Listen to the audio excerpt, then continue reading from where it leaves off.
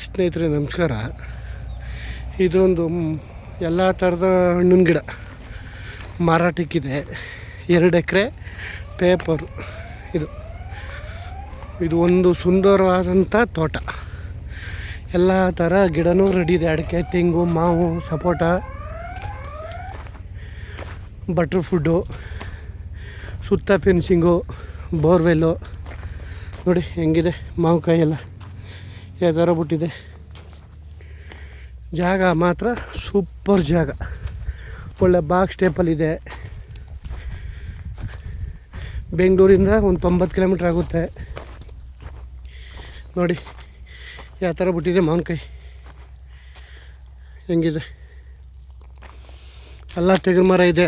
ಒಂದು 100 ತೆಂಗಿನ ಮರ ಬರ್ತದೆ.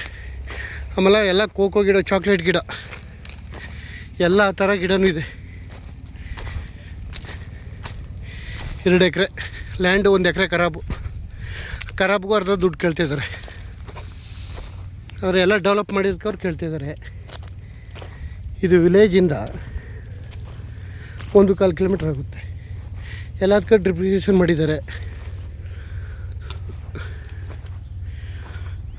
ಜಾಗ ಒಳ್ಳೆ ಸೂಪರಾಗಿದೆ ಲ್ಯಾಂಡು.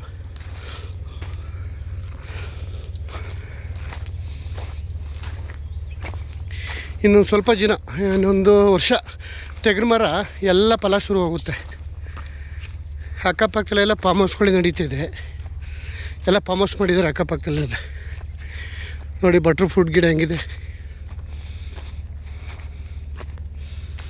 ಪ್ರತಿಯೊಂದು ಹಣ್ಣಿನ ಗಿಡನೂ ಹಾಕಿದ್ದಾರೆ. ಜಾಗ ಮಾತ್ರ ಒಳ್ಳೆ ಸೂಪರಾಗಿದೆ. 2 ಎಕರೆ.